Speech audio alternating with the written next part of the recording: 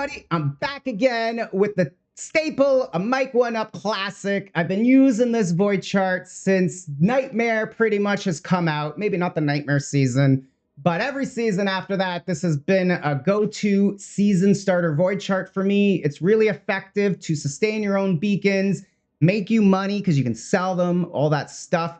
The Nightmare has always been very valuable. You get a lot of the trinkets, shallow dream tracking trinkets. This is good for your own character progression. If you hang on to them a little bit as the season goes on, these things become very valuable. You'll end up making lots of FE by selling these things, or you could just use them to power up your own character.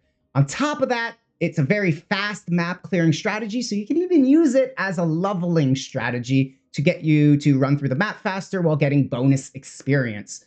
So it's really good all around, covers a lot of bases. It's one of my favorite League starter videos, which is why you might be like, Mike, you do this video every season. I do, because some people don't know it. And for those that don't know the strategy, I'm going to go in and give you some details.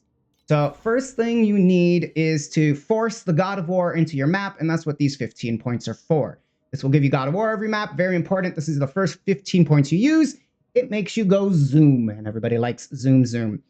Follow that with the 8 points down here. This will make it so you're attacked by the God of War followers more often. These have increased chance to drop beacons, and that's what we're hunting. So we're going to head over to the beacon side of the tree, and as you can see, we're going to do this little line path around here.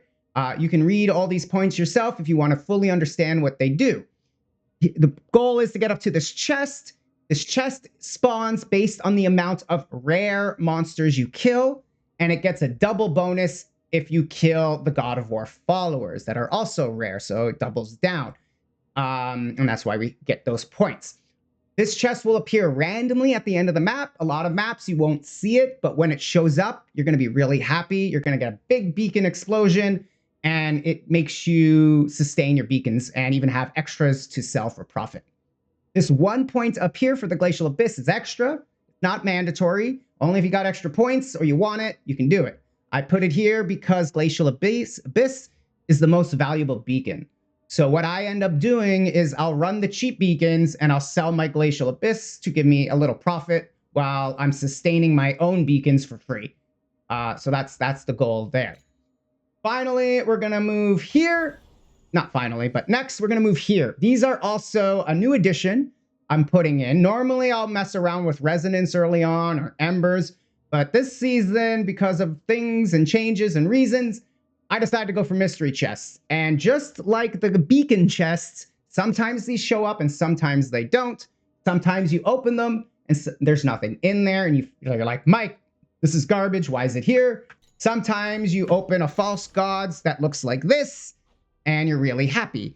Or if you're really, really lucky, you'll get a Wind Breath Convergence Ring. That's worth a couple thousand FE right now, early in the season, and you'll be extra happy if you're to do that. If you really don't like these 9 points, you can play around with them. Maybe you don't have them. You're not as progressed as me.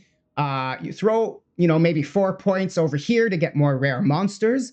Like I said, more rare monsters equals more chance at beacons in the beacon chest. So that's an alternative there.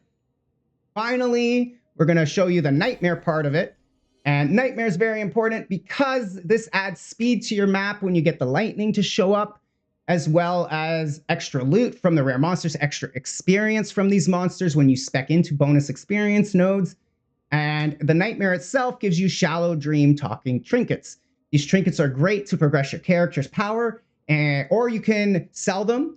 Personally, I'd recommend holding on to the ones you want to sell till a little bit later. As the season goes on, these things will become much more valuable, and you'll make more money if you hang on to them and sell them later. So for what you want to do here is put the 15 points to force it in. These 8 points will give you more loot inside, as well as a chaos card here that gives you lots and lots of loot. And over here is pretty much the same thing. You end up here and you get more loot from the Nightmare, as well as a chaos card that is good.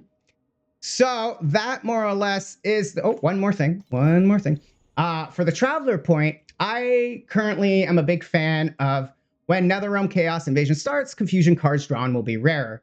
Rarer cards usually lead to better rewards. especially since we're speccing into these nightmare cards.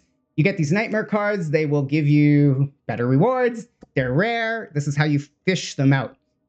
We're not rolling the maps, we're not compassing right now, so stacking quantity is not as effective as it would be if you were doing those things. But because we're not resonance, we're not compassing, it kind of doesn't give you that big value you're expecting.